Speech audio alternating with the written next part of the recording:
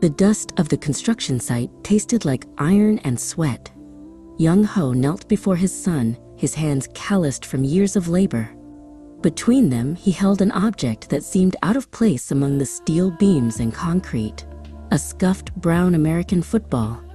"This ball is like life, Hwan," his father whispered, his voice steady despite the noise of the machines around them. To small palms. Young Ho placed a heavy, reassuring hand on his son's shoulder. "It's an oval, not a circle, Hwan. You never know which way it'll bounce when it hits the ground. But no matter where it goes, you must hold on to your dreams as tightly as you hold this ball."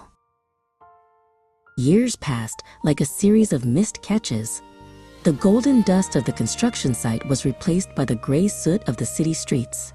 Hwan grew tall and lean, but the light in his eyes had dimmed. Poverty was a shadow that followed him everywhere, and soon the football sat forgotten in a dark corner of a cramped, cold room. Hunger and frustration turned Hwan's hands into weapons rather than tools for a game.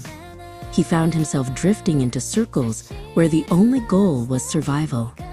In the flickering neon of the back streets, he fought for respect he didn't really want, his father's words echoing like a distant fading radio signal in the back of his mind. One afternoon, driven by a sudden aching memory of his father's voice, Hwan retrieved the old ball. He walked to a small, neglected park where the grass grew in stubborn yellow patches. He sat on a rusted bench, tracing the faded laces with his thumb.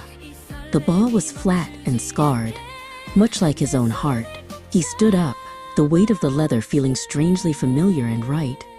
He remembered his father's hands, the smell of the construction site, and the promise he had made years ago.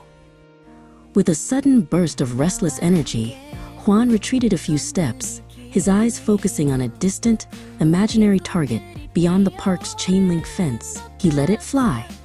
It wasn't just a throw. It was a release of every bit of anger and hope he had suppressed for years.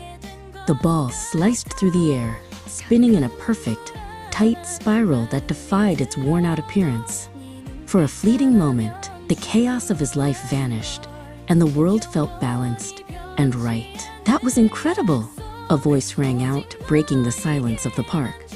Standing near the edge of the field was Jisoo, a girl from the local high school's cheer squad.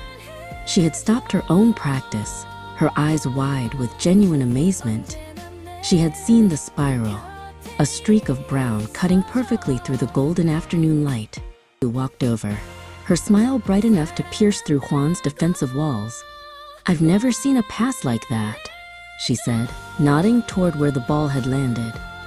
"You have a gift, you know? You shouldn't waste it out here." Her words weren't a judgment, but a bridge, reminding him that his dream was still alive. That night, Hwan didn't return to the dark alleys.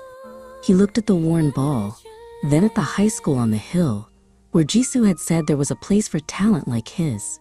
The bounce of the oval ball was unpredictable, but he was finally ready to chase it. He walked toward the school gates, holding his destiny as tightly as he could,